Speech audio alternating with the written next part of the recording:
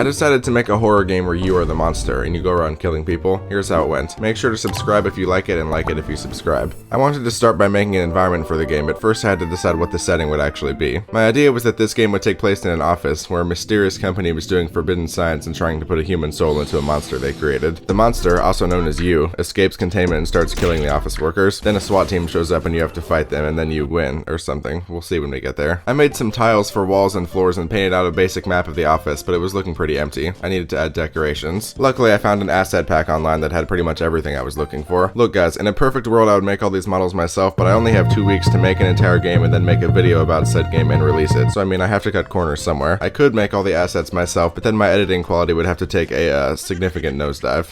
Okay guys, I'm gonna add a cube.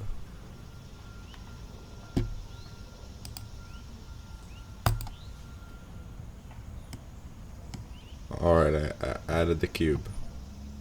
I decorated the inside of one cubicle and copy and pasted it into all the other ones. Guys, it's a deep commentary about office life, not just a way to save time. I put some decorations around the rest of the office as well, but the walls were still looking pretty empty. To remedy this, I loaded up my favorite free stock images websites and got to work making some motivational posters.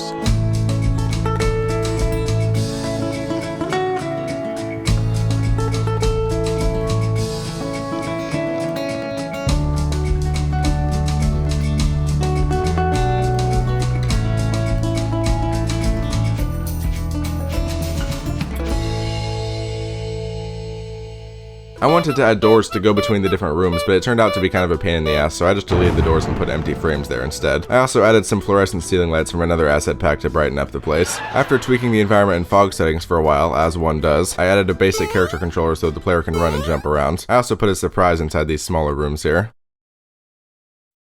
I'm on that good kush.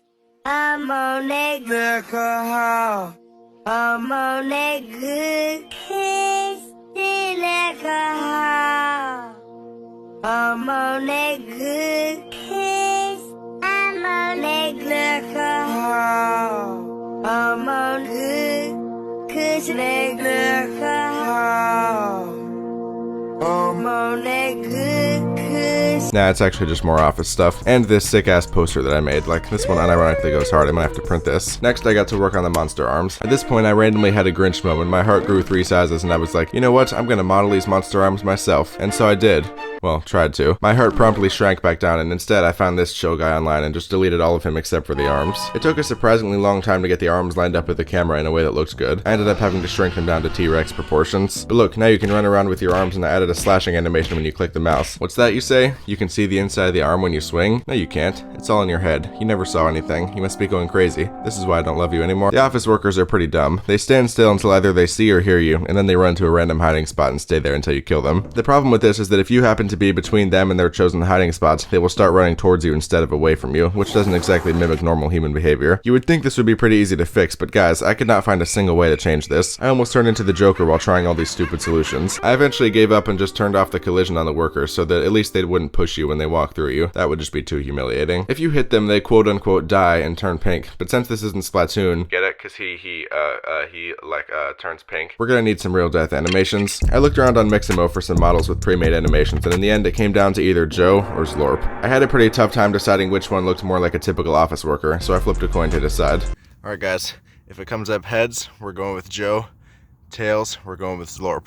Let's do it.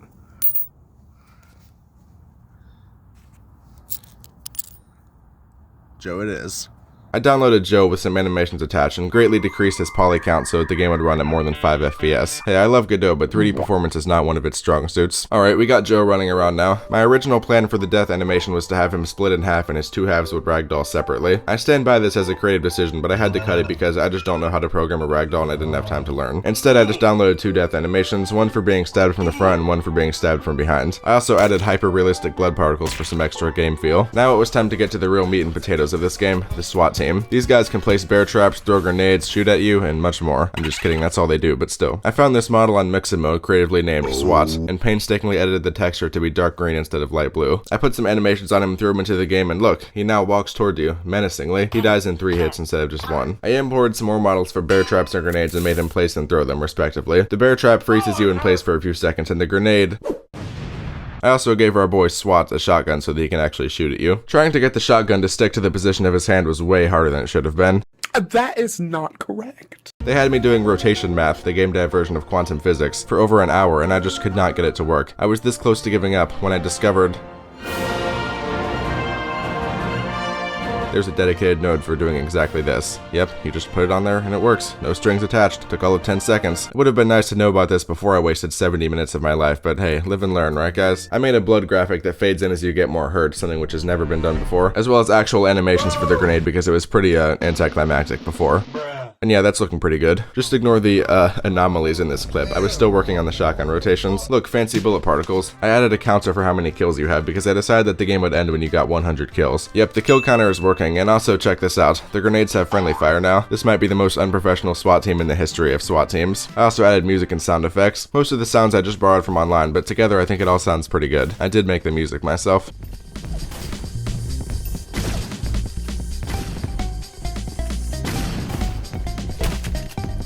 I was pretty proud of the victory music, which I threw together really quickly, but ended up being one of my favorite beats that I've made in a while.